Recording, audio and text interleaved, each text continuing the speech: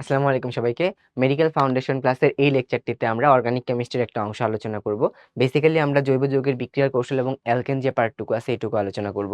So আমরা যদি একটু টপিক ভিত্তিক গুরুত্বের দিকে তাকাই, জৈব যৌগের বিক্রিয়া কৌশল কিন্তু মেডিকেল ভর্তি পরীক্ষার জন্য খুব বেশি গুরুত্বপূর্ণ। তবে এখানে একটা জিনিস আমাদের খেয়াল রাখতে হবে, বিক্রিয়ার কৌশলের ডিটেলস মেকানিজম কিন্তু আসলে আমাদের লাগে না।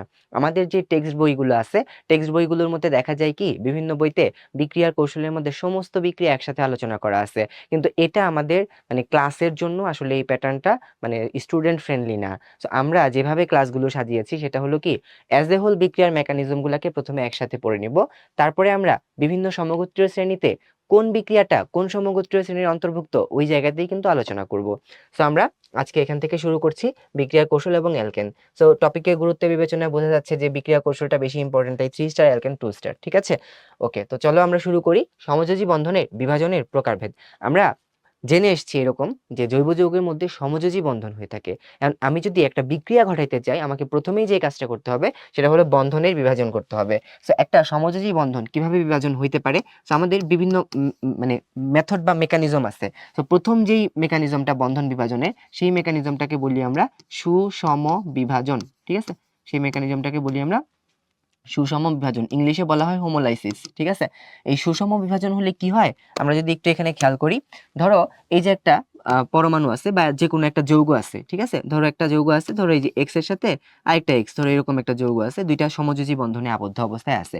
এখানে যদি আমরা সুষম বিভাজন করি, সুষম বিভাজন করলে দেখা যাবে কি, এরা যে ইলেকট্রন শেয়ার করে বন্ধন করেছিল, যার যার ইলেকট্রন তার তার কাছে ফিরে যাবে, যার যার ইলেকট্রন তার তার কাছে ফিরে যাবে। কিন্তু ভাইয়া এখানে ইলেকট্রনটা যখন আমরা লিখি, আমরা কিন্তু কোনো সময় ইলেকট্রনটাকে এভাবে করে বাইরের দিক থেকে দেখাই দেই না। কিন্তু এই যে আমরা নতুন একটা সত্তা, রাসায়নিক সত্তা আমরা এখানে প্রস্তুত করলাম, যে রাসায়নিক সত্তাটার মধ্যে ইলেকট্রনটা বাইরে থেকে আমরা দেখাই দিচ্ছি, এই নতুন রাসায়নিক সত্তাটার একটা নতুন নাম হয়ে যায়। আমরা এই নতুন নামটাকে বলে থাকি হচ্ছে মুক্তমূলক। আমরা এই নতুন নামটাকে বলে থাকি হচ্ছে মুক্তমূলক। তো আমরা দেখব বিভিন্ন প্রকার বিক্রিয়া হওয়ার সময় এই মুক্তমূলক তৈরি করার মাধ্যমে বিক্রিয়াগুলো হয়ে থাকে। এই মুক্তমূলকগুলা কিন্তু অত্যন্ত ক্ষণস্থায়ী হয়ে থাকে এবং খুবই সক্রিয় হয়ে থাকে। এই মুক্তমূলক আরেকটা মুক্তমূলকের সাথে যুক্ত হয়ে বিক্রিয়ায় অংশগ্রহণ করবে বা নতুন একটা যৌগ তৈরি করতে পারবে আর কি, ঠিক আছে। সো আমরা সুষম বিভাজন সম্পর্কে জানলাম। জৈব যৌগের আরো এক রকমের সমযোজী বন্ধন বিভাজন আছে, সেটাকে বলি আমরা বিষম বিভাজন, বা আমরা এই বিভাজনটাকে বলে থাকি হেটারোলাইসিস ফিউশন, ঠিক আছে। তো আমরা এটাকে বলে থাকি হচ্ছে বিষম বিভাজন, ঠিক আছে, বিষম বিভাজন। ওকে, এখন খেয়াল করো বিষম বিভাজন মানে আমরা কি বুঝলাম। তো আমরা এখানে যদি একটা এক্সাম্পল আকারে দেখি, ধরো এই এ আর বি, হ্যাঁ, এই দুইটা হচ্ছে কি সমযোজী বন্ধনে আবদ্ধ অবস্থায় আছে, এই দুইটা ধরো শেয়ার কিন্তু তাদের ইলেকট্রন আছে।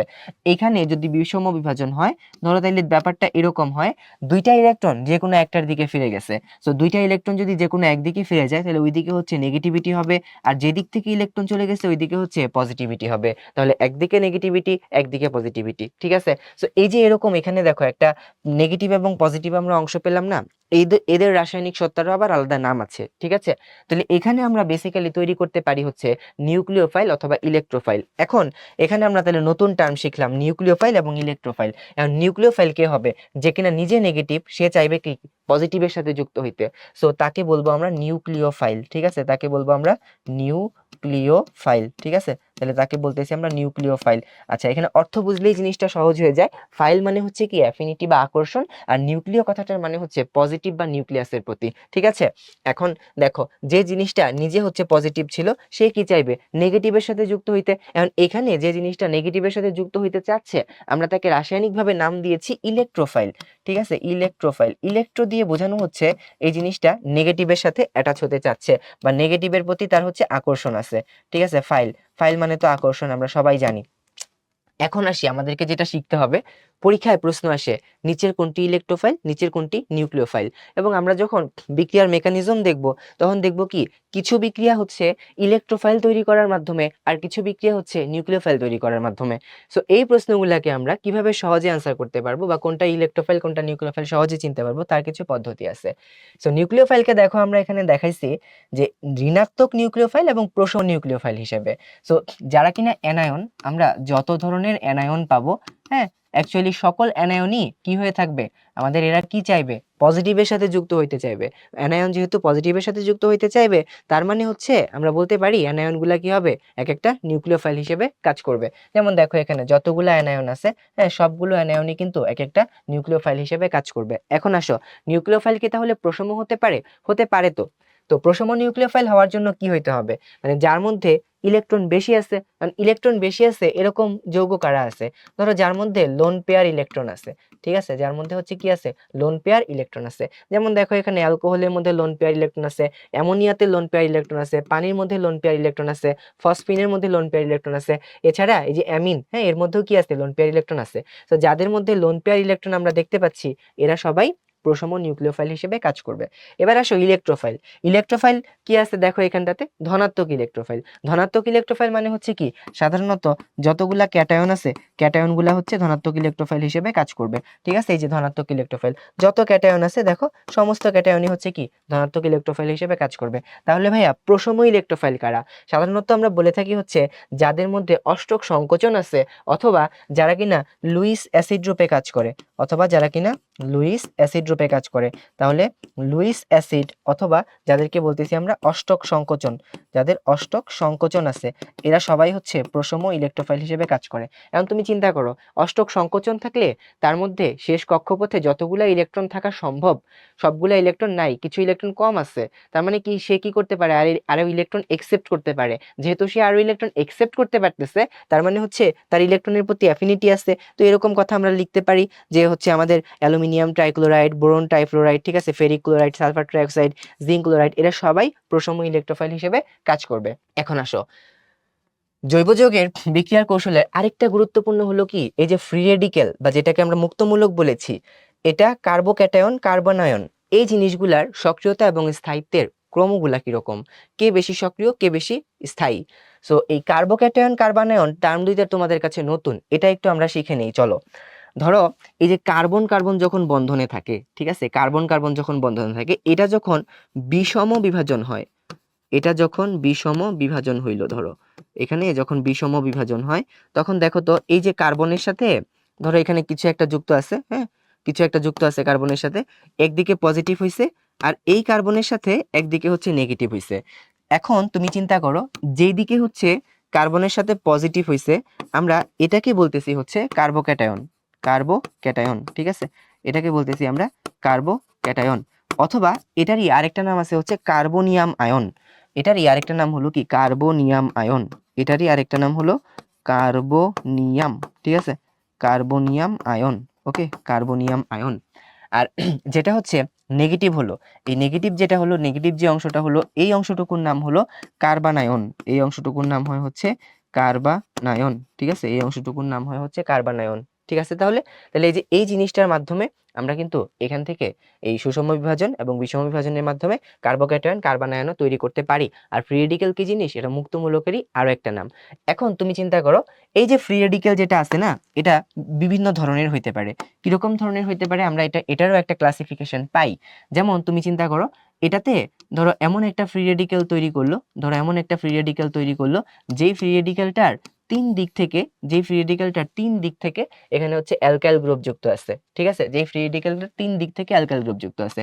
আবার ধরো এটা এমন হইতে পারে, আবার ধরো এটা এমন হইতে পারে যেটা এমন একটা ফ্রি রেডিক্যাল, যে ফ্রি রেডিক্যালের দুই দিক থেকে অ্যালকাইল গ্রুপ যুক্ত আছে, ঠিক আছে, আরেক দিকে হচ্ছে হাইড্রোজেন। ওকে, আবার ধরো এটা এমন হইতে পারে যে শুধু একদিক থেকেই হ্যাঁ, এটা হলো মানে অ্যালকাইল গ্রুপ যুক্ত আছে, ঠিক আছে, অ্যালকাইল গ্রুপ যুক্ত আছে, এবং ধরো এটা হচ্ছে অন্য দিকগুলা থেকে হচ্ছে হাইড্রোজেন, ঠিক আছে, এটা একটা ফ্রি রেডিক্যাল।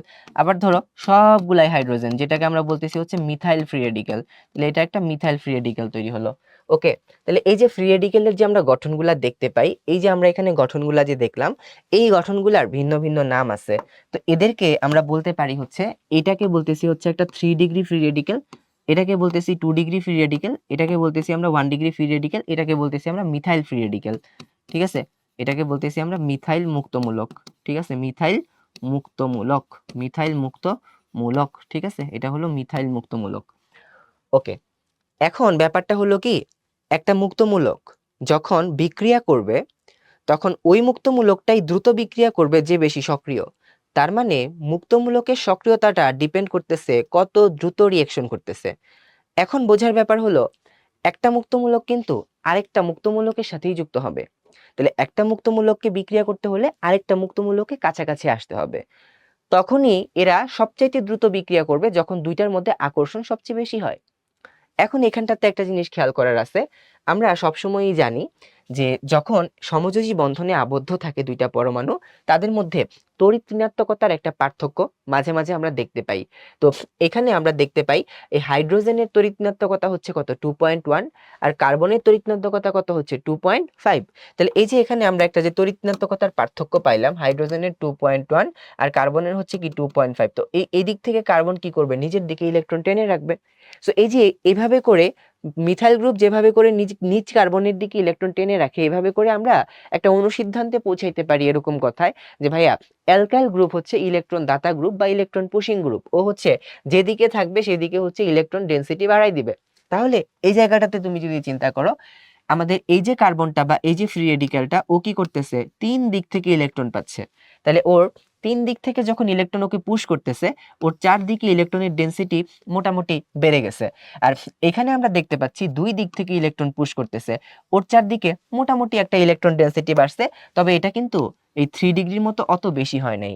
আর 1 ডিগ্রির যেটা আছে এটাতে মোটামুটি বাড়ছে, ঠিক আছে। আর এখানে আলাদা খুব বেশি বাড়ে নাই। এখন তুমি চিন্তা করো, যখন আমরা দেখব যে ভাইয়া এই সক্রিয়তা তাহলে কার সবচেয়ে বেশি হলো। এখন দেখো এখানে যেহেতু চার দিক থেকে ইলেকট্রন ডেনসিটি বা ইলেকট্রনের ঘনত্ব অনেক বেশি বেড়ে গেছে, এই জায়গাটাতে আমাদের নতুন আরেকটা ফ্রি রেডিক্যালকে আসতে গেলে এখানে বিকর্ষণ হবে। যখন এখানে নতুন আরেকটা ফ্রি রেডিক্যালকে আসতে গেলে বিকর্ষণ হচ্ছে, এই বিকর্ষণের ফলে এই রিঅ্যাকশনটা দ্রুত হবে না, এই রিঅ্যাকশনটা ধীরগতিতে হবে। তার মানে হচ্ছে আমরা দেখতে পাই যে তার সক্রিয়তা কিছুটা কমে গেছে। বুঝতে পেরেছো নিশ্চয়ই? এখন তাইলে আমরা বুঝতেছি সবচেয়ে দ্রুত বিক্রিয়া করবে হচ্ছে মিথাইল মুক্তমূলক, ঠিক আছে। সবচেয়ে দ্রুত বিক্রিয়া করবে হচ্ছে মিথাইল মুক্তমূলক। তাহলে আমরা যদি এখানে আমাদের একটা চিহ্ন দেই, সক্রিয়তার চিহ্নটা হচ্ছে এরকম হবে। সবচেয়ে বেশি সক্রিয় হয় হচ্ছে মিথাইল মুক্তমূলক, তারপর 1 ডিগ্রি, তারপর 2 ডিগ্রি, তারপর 3 ডিগ্রি। তাহলে আমরা এখানে যে জিনিসটা শিখলাম সেই জিনিসটা হচ্ছে কি সক্রিয়তা। তাহলে ফ্রি রেডিক্যালের সক্রিয়তা কেমন, সবচেয়ে বেশি সক্রিয় হয় মিথাইল মুক্তমূলক। এখন ধরো এই জায়গাটাতে আমাদের আরেকটা জিনিস একটু পড়ে রাখতে হবে, সেটা হলো কি যে সক্রিয়তা যদি এরকম হয় তাহলে স্থায়িত্ব কেমন হবে বলতো। স্থায়িত্ব হবে কি জাস্ট এটার অপোজিটটা না।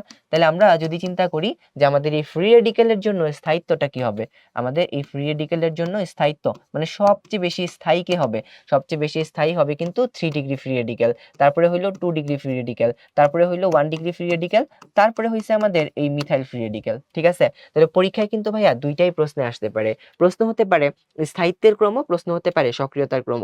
তো আমরা বুঝে নিয়ে উত্তর দিব, এগুলা কিন্তু মুখস্থ করতে যাব না, এই জিনিসগুলা টোটালি মুখস্থ করার দরকার নাই। ওকে, তুমি জাস্ট বুঝে রাখলেই তুমি এই জিনিসগুলাকে খুব সহজে কিন্তু পড়তে পারবে। এবার আসো কার্বোক্যাটায়ন, ঠিক আছে। এবার আসো আমাদের কার্বোক্যাটায়ন। সো কার্বোক্যাটায়নের ক্ষেত্রেও কিন্তু আবার একই রকম। আমরা যদি কার্বোক্যাটায়নের কথা চিন্তা করি, ধরো এখানে একটা ক্যাটায়ন হইছে, কিন্তু তার চার দিক থেকে তার তিন দিক থেকে এখানে অ্যালকাইল গ্রুপ যুক্ত আছে। এখানে ধরো একটা আছে তার দুই দিক থেকে অ্যালকাইল গ্রুপ যুক্ত আছে, ঠিক আছে। এখানে ধরো একটা আছে তার এক দিক থেকে অ্যালকাইল গ্রুপ যুক্ত আছে, বাকি হাতগুলা হাইড্রোজেন দিয়ে ফিল আপ করছে, বাকি হাতগুলা হাইড্রোজেন দিয়ে ফিল আপ করছে। ওকে, আর এখানে ধরো একটা মিথাইল আছে, ঠিক আছে। এখানে ধরো একটা মিথাইল কার্বোক্যাটায়ন আছে। এখন তুমি খেয়াল করো, ওই যে আবার একই কথায় আসি, আমাদের এখানটাতে তিন দিক থেকে যখন আমার অ্যালকাইল গ্রুপ আছে, তিন দিক থেকে ইলেকট্রন পুশ করতেছে, এন্ড ইলেকট্রন পুশ করার কারণে দেখা যাবে কি এই কার্বনের চারদিকে ইলেকট্রন ডেনসিটি অনেক বেশি বেড়ে গেছে। যখন আমরা দেখবো এই কার্বনের চারদিকে ইলেকট্রন ডেনসিটি অনেক বেশি বেড়ে গেছে, তখন আমাদের একটা ঝামেলা হচ্ছে। এখানে কি ঝামেলা হচ্ছে বলতো ভাইয়া?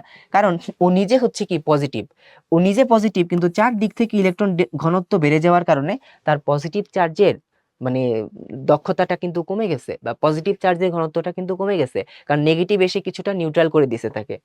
এখানে কি করছে, দুই দিক থেকে আসছে তো মোটামুটি একটু পজিটিভ কমছে, এখানে এক দিক থেকে আসছে হালকা পাতলা একদম অল্প পরিমাণ পজিটিভ কিছুটা কমছে। এখানে কোনো অ্যালকাইল গ্রুপ না থাকার কারণে এর পজিটিভ চার্জ কিন্তু খুব বেশি কমে নেই। সো আমরা যদি এরও সক্রিয়তার ক্রম যদি চিন্তা করি যে কার্বোক্যাটায়নের সক্রিয়তা, তাহলে কার্বোক্যাটায়নের সক্রিয়তা চিন্তা করলে দেখা যাবে কি, যেহেতু এটা সবচেয়ে বেশি পজিটিভ, হ্যাঁ, কারণ কি এর চারদিক থেকে খুব বেশি নেগেটিভ এখানে আসে নাই, এর চেয়ে এর পজিটিভিটি কিছুটা কমছে, কারণ এই একটা অ্যালকাইল তাকে ইলেকট্রন পুশ করে এই ইলেকট্রনের ঘনত্বের জন্য তার পজিটিভিটি কিছুটা কমাই দিছে। এখানে দুইটা অ্যালকাইল দুই দিক থেকে ইলেকট্রন পুশ করতেছে, তার পজিটিভিটি আরো কমাই দিছে। এখানে তিনটা অ্যালকাইল তিন দিক থেকে পুশ করে তার পজিটিভিটি সবচেয়ে বেশি কমাই দিছে। তাইলে আমরা এখান থেকে দেখতে পারতেছি যে সক্রিয়তার ক্রমের দিকে এটা আমাদের ফ্রি রেডিকেলের মতোই, কিন্তু যে সবচেয়ে বেশি সক্রিয় হয়েছে মিথাইল, তারপর 1 ডিগ্রি, তারপর 2 ডিগ্রি, তারপর 3 ডিগ্রি। এখন তুমি যদি এটার যদি স্থায়িত্বের ক্রমের কথা চিন্তা করো, যে ভাই আমাদের কার্বোক্যাটায়নের স্থায়িত্বের ক্রম, কার্বোক্যাটায়নের স্থায়িত্বের ক্রম, কার্বোক্যাটায়নের স্থায়িত্বের ক্রম, ঠিক আছে? তাহলে স্থায়িত্বের ক্রমটা আমরা কিরকম পাচ্ছি এখানটাতে যদি আমরা খেয়াল করি, স্থায়িত্ব হবে কি এটার মতো উল্টাটা, সক্রিয়তার ক্রমের উল্টাটা। তাহলে 3 ডিগ্রি সবচেয়ে বেশি স্থায়ী, তারপর 2 ডিগ্রি, তারপর 1 ডিগ্রি, তারপরে হচ্ছে আমাদের কি মিথাইল কার্বোক্যাটায়ন, শেষ। এখন আসো কার্বানায়ন। সো কার্বানায়নের ক্ষেত্রে ঘটনাগুলো কিন্তু আবার একটু অন্যরকম। তো আবার আমরা একই রকম স্ট্রাকচারগুলো দেখে ফেলি। ধরো এই জায়গাটাতে আমাদের হচ্ছে কার্বানায়ন আছে, হ্যাঁ, ধরো এই জায়গাটাতে আমাদের হচ্ছে কার্বানায়ন আছে, এই যে কার্বানায়ন দেখাচ্ছি আমরা, কার্বানায়ন আছে, একটা কার্বানায়ন, আচ্ছা এটা তো আরেকটা দুই দিক থেকে, তাহলে এটা 2 ডিগ্রি কার্বানায়ন লিখলাম, এটা হচ্ছে আমাদের 1 ডিগ্রি কার্বানায়ন, ঠিক আছে, হাইড্রোজেন হাইড্রোজেন কার্বানায়ন। আর এটা হচ্ছে আমাদের তিন দিক থেকেই হাইড্রোজেন, তার মানে এটা হচ্ছে কি একটা মিথাইল কার্বানায়ন। এখন তুমি যদি খেয়াল করো এখানে ভাইয়া, যে এই জায়গাটাতে ঘটনা কিন্তু এখন উল্টা ঘটবে। কিরকম উল্টা ঘটবে দেখো, কার্বানায়ন নিজে নেগেটিভ, এখানে তিন দিক থেকে ইলেকট্রন পুশ হওয়ার কারণে 3 ডিগ্রি কার্বানায়নের চারদিকে নেগেটিভ চার্জ আরো বেড়ে গেছে। একটা অ্যানায়নের সক্রিয়তা কার উপর ডিপেন্ড করে? নেগেটিভ চার্জের উপর। একটা অ্যানায়নের নেগেটিভ চার্জ যত বেশি হয় ওই অ্যানায়নটা তত বেশি সক্রিয় হইতে বাধ্য, তাই না? তাইলে আমরা বলতে পারি এখানে যে তিন দিক থেকে যখন ইলেকট্রন দিছে এটার সক্রিয়তা হবে সবচেয়ে বেশি, তারপর দুই দিক থেকে, তারপর এক দিক থেকে, এবং মিথাইল কার্বানায়নের সক্রিয়তা সবচেয়ে কম হয়। তাহলে আমরা যদি এখানে সক্রিয়তার ক্রম আবার হিসেব করি, তাহলে আমরা যদি এখানে আবার কার্বানায়নের সক্রিয়তার ক্রম হিসেব করি, কার্বানায়নের সক্রিয়তার ক্রম যদি হিসেব করি, সক্রিয়তা হচ্ছে 3 ডিগ্রিতে সবচেয়ে বেশি আছে, তারপর 2 ডিগ্রিতে, তারপর 1 ডিগ্রিতে, এবং সবচেয়ে কম সক্রিয় হচ্ছে মিথাইল কার্বানায়ন। একই কথা যদি আমরা এখানে অন্যরকম ভাবে বলি, সেটা হবে কি আমাদের এই কার্বানায়নের স্থায়িত্বের ক্রমটা কেমন হবে? তাহলে কার্বানায়নের স্থায়িত্বের ক্রমটা কেমন হবে? কার্বানায়নের স্থায়িত্বের ক্রম উল্টাটা হচ্ছে সবচেয়ে কম, মানে বেশি স্থায়ী হবে হচ্ছে, মানে যে সবচেয়ে দেরিতে রিঅ্যাকশন করবে সেই তো সবচেয়ে বেশি স্থায়ী হবে। এখানে সবচেয়ে বেশি স্থায়ী হবে হচ্ছে আমাদের এই মিথাইল কার্বানায়ন, তারপরে হবে 1 ডিগ্রি, তারপর হবে 2 ডিগ্রি, তারপর হবে 3 ডিগ্রি। অর্থাৎ আমরা এই যে স্লাইডের মধ্যে আমরা এতক্ষণ ধরে যা কিছু পড়লাম, এগুলো আমাদের পরীক্ষায় কিন্তু এই ডিগ্রির ক্রম দিয়েই আসবে।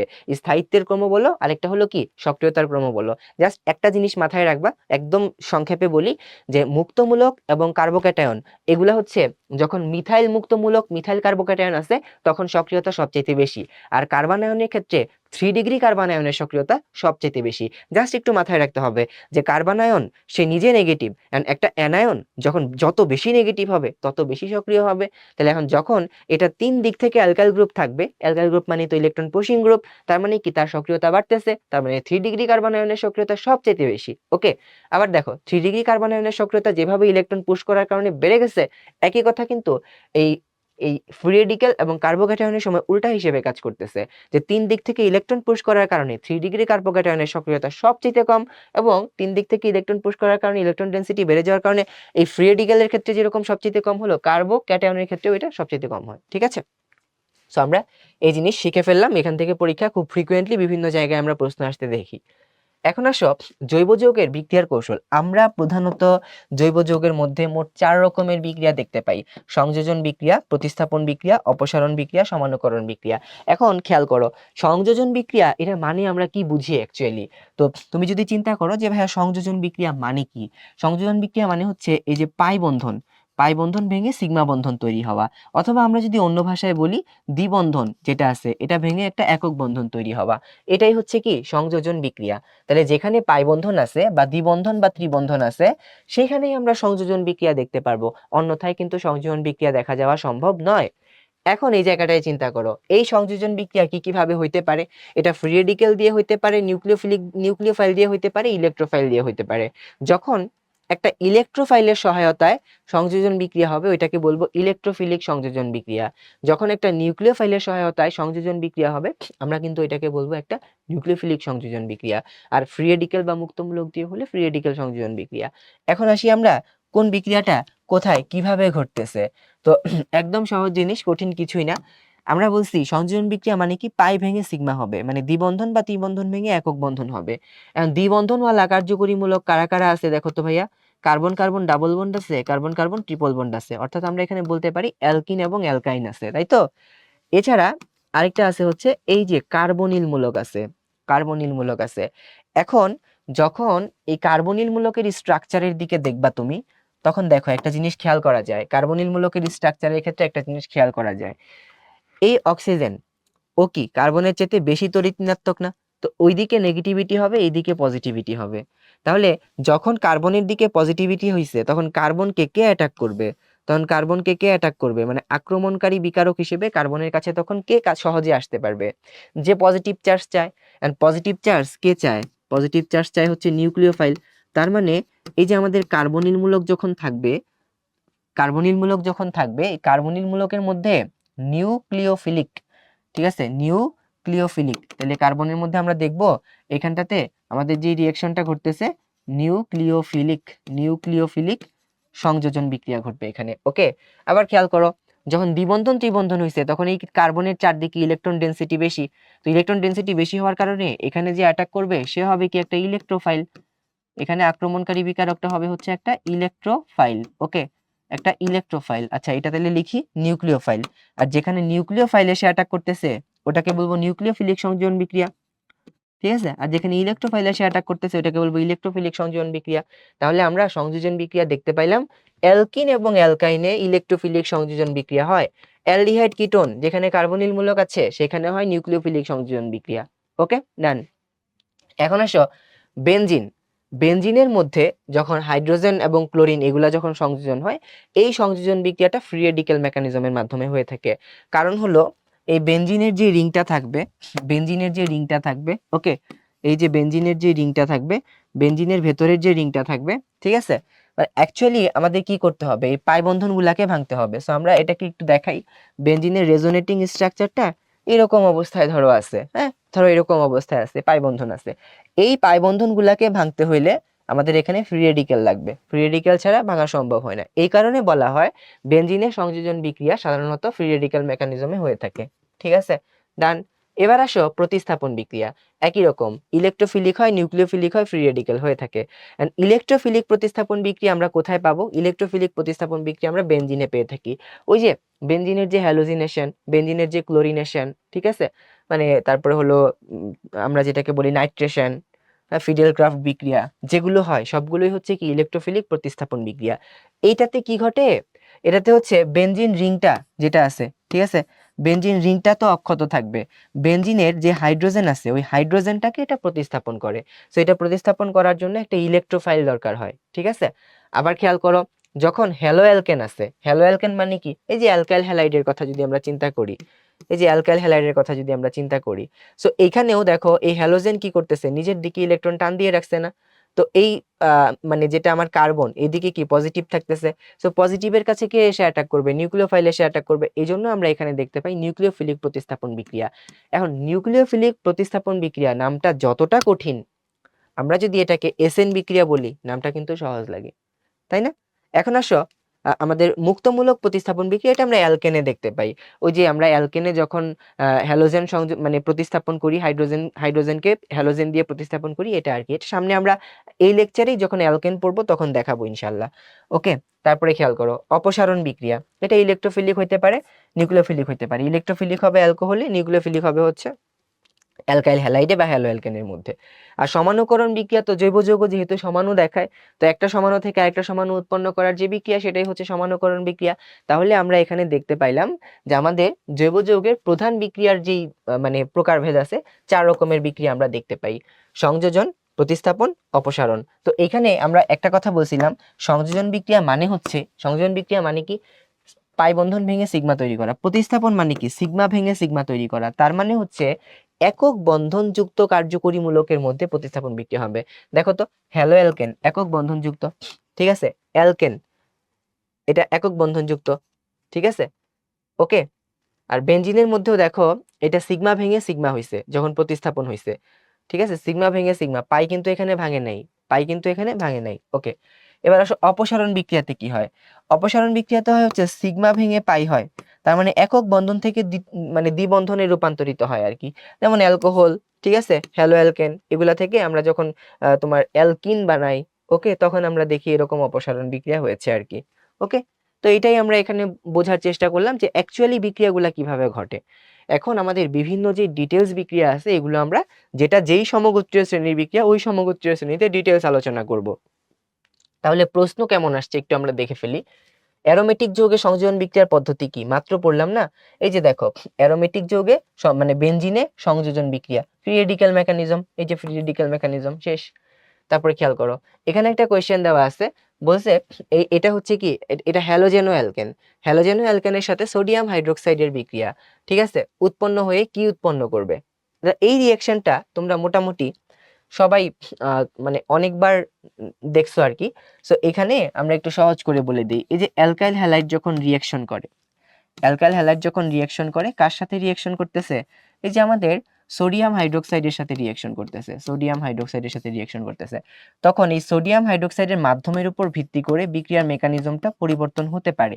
তো আমাদের এই সোডিয়াম হাইড্রোক্সাইডের মাধ্যমটা কি হইতে পারে, মাধ্যমটা হইতে পারে হচ্ছে জলীয়, ঠিক আছে, মাধ্যমটা হতে পারে হচ্ছে অ্যালকোহলীয়, মাধ্যমটা হতে পারে হচ্ছে অ্যালকোহলীয়। সো আমি তোমাদের মতো স্টেজে থাকা অবস্থায় এভাবে মনে রাখতাম, জল থেকে অল হয়, জল থেকে অল হয় মানে কি, যেখানে জলীয় নিছো সেখানে অ্যালকোহল তৈরি হবে, ঠিক আছে, আর যেখানে অ্যালকোহলীয় নিছো সেখানে অ্যালকোহল তৈরি হবে না, সেখানে অ্যালকিন তৈরি হবে, সেখানে অ্যালকিন তৈরি হবে, ঠিক আছে। তাহলে আমরা বুঝতে পারতেছি যে যখন অ্যালকোহলীয় নিব তখন আমার বিক্রিয়াটা হবে একটা অপসারণ বিক্রিয়া, তখন এখানে বিক্রিয়াটা হবে একটা অপসারণ বিক্রিয়া, তখন বিক্রিয়াটা হবে একটা অপসারণ বিক্রিয়া। ওকে, কিন্তু যখন জলীয় নিছি তখন বিক্রিয়াটা দেখো, সিগমা সিগমা ভেঙে সিগমাই হয়েছে, তখন বিক্রিয়াটা তাইলে কি হবে, বিক্রিয়াটা হবে তাহলে প্রতিস্থাপন বিক্রিয়া। তার মানে আমরা বুঝে নিলাম যে এইখানে আমাদের প্রশ্নের মধ্যে যে বিক্রিয়াটা দেওয়া আছে, একটা অ্যালকাইল হ্যালাইড আছে, সোডিয়াম হাইড্রোক্সাইড আছে, এবং এখানে অ্যাকোয়া, অ্যাকোয়া দিয়ে বুঝাইছে জলীয় মাধ্যম, তাহলে অ্যালকোহল উৎপন্ন হবে, ঠিক আছে। তাহলে অ্যালকোহল যদি উৎপন্ন হয়ে থাকে তাহলে এটা প্রতিস্থাপন বিক্রিয়া, তাহলে অপসারণ এবং সংযোজন বাদ।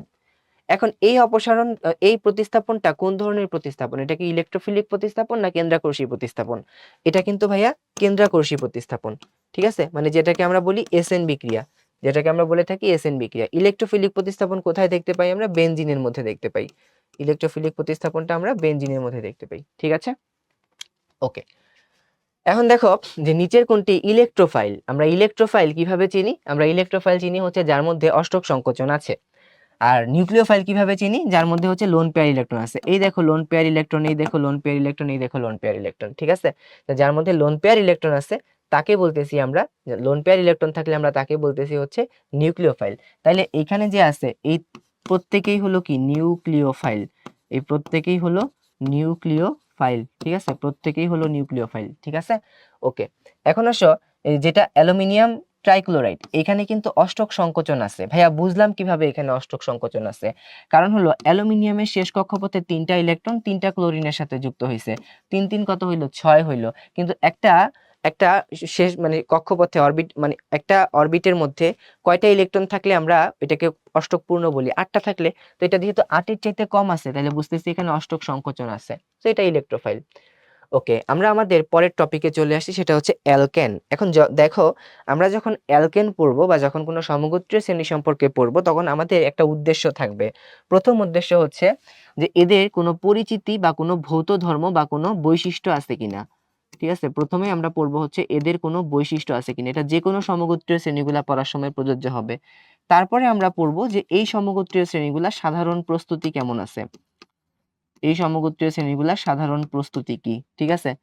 তাহলে আমরা বৈশিষ্ট্য পড়লাম, সাধারণ প্রস্তুতি পড়লাম, সাধারণ প্রস্তুতি পড়ার পর পড়বো আমরা এই সমগোত্রীয় শ্রেণীর স্পেসিফিক কি কি বিক্রিয়া আছে। তারপরে আমরা পড়বো হচ্ছে যে এই সমগোত্রীয় শ্রেণী যেটা আছে এটাকে আমরা শনাক্ত করতে পারি কিভাবে, শনাক্তকরণ, ঠিক আছে। তারপরে পড়তে হবে যদি ব্যবহার থাকে ব্যবহার।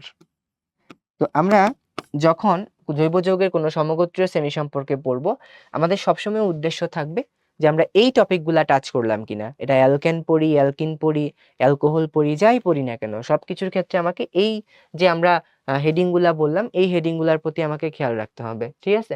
তাহলে এখন আমরা যে মানে টপিকটা শুরু করতে যাচ্ছি সেই টপিকটার নাম হচ্ছে অ্যালকেন। আমরা সাধারণত অ্যালকেন বলতে হাইড্রোকার্বন জাতীয় বুঝি, যাদের মধ্যে হচ্ছে মানে এটা সম্পৃক্ত হাইড্রোকার্বন, এটা অসম্পৃক্ত হবে না, মানে সবগুলা একক বন্ধন অবস্থায় থাকবে। তাহলে আমরা অ্যালকেনকে বলতে পারি হচ্ছে কি ভাইয়া, এটা হলো সম্পৃক্ত। অ্যালকেন হচ্ছে আমাদের এক রকমের সম্পৃক্ত হাইড্রোকার্বন, ঠিক আছে, এটা হলো সম্পৃক্ত হাইড্রোকার্বন। এখন তুমি খেয়াল করো, যেহেতু সম্পৃক্ত হাইড্রোকার্বন, তার মানে হচ্ছে এখানে সবগুলা বন্ধনই হচ্ছে সিগমা বন্ধন, এবং এর মধ্যে আমরা দেখব কোন ধরনের সংকরায়ন বিদ্যমান, sp3 সংকরায়ন। এখানে কোন ধরনের সংকরায়ন বিদ্যমান, sp3 সংকরায়ন বিদ্যমান, ঠিক আছে। তাহলে sp3 সংকরায়ন বিদ্যমান এবং এটা সম্পৃক্ত হাইড্রোকার্বন বিদ্যমান। ওকে, এবারে আসো এটার সমানতা নিয়ে কিছু প্রশ্ন পরীক্ষায় আমরা দেখতে পাই। সমানুতা, ঠিক আছে, সমানুতা। তো আমরা সাধারণত জানি অ্যালকেন প্রধানত কোন সমানুতায় অংশগ্রহণ করবে, এটা শিকল সমানুতায় অংশগ্রহণ করতে পারে, এটা শিকল সমানুতায় অংশগ্রহণ করতে পারে বা চেইন সমানুতায় অংশগ্রহণ করতে পারে, ঠিক আছে। যখন অ্যালকেন শিকল সমানুতায় অংশগ্রহণ করবে, কমপক্ষে কত কার্বনের যৌগ হইতে হবে, more than or equal to 4, more than or equal to 4 carbon. 4 কার্বনের কম হলে আমরা এটাকে সমানুতা দেখতে পারবো না। এছাড়া অ্যালকেনের মধ্যে আমরা কিন্তু আলোক সক্রিয় সমানুতা দেখতে পাই, অ্যালকেনের মধ্যে আমরা আলোক সক্রিয় সমানুতা দেখতে পাই।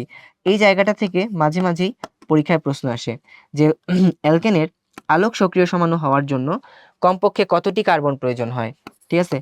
অ্যালকেনে আলোক সক্রিয় সমাণু হওয়ার জন্য কমপক্ষে 60টি কার্বনের প্রয়োজন হয়। কেন? কারণ একটা আলোক সক্রিয় সমাণু হওয়ার জন্য আমরা একটা অ্যালকেনকে বলে থাকি 3 মিথাইল হেক্সেন, ঠিক আছে। 3 মিথাইল হেক্সেন, আমরা একটা হেক্সেন যৌগ লিখি এখানে, 1 2 3 4 5, ঠিক আছে, 3 3 6, 6টা হয়ে গেছে।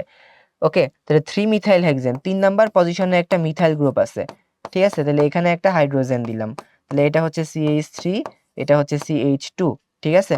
ওকে, এখানে CH2, এখানে CH2, এখানে হচ্ছে CH3। এখন তুমি দেখো তো ভাইয়া, এই যে আমরা যে কার্বনটা এখানে লিখলাম, এই কার্বনটা, এটা কি একটা কাইরাল কার্বন হইছে না, কাইরাল কার্বন হইছে না। দেখো, এদিকে আছে প্রোপাইল, এদিকে আছে ইথাইল, উপর দিকে আছে মিথাইল, নিচে আছে হাইড্রোজেন। অর্থাৎ এখানে এই কার্বনটার সাথে 4টা যে হাত আছে বা 4টা যে তার যোজনী আছে, ভিন্নমূলক দিয়ে যুক্ত হয়েছে। তার মানে আমরা এটাকে বলতে পারি যে এটা একটা আলোক সক্রিয় সমাণু বা কাইরাল কার্বন আছে এখানে। ওকে, এবারে আসো, মানে আমাদের যে হাইড্রোকার্বন আছে অ্যালকেন, অ্যালকিন, অ্যালকাইন, এর ভৌত অবস্থা পরীক্ষার জন্য গুরুত্বপূর্ণ।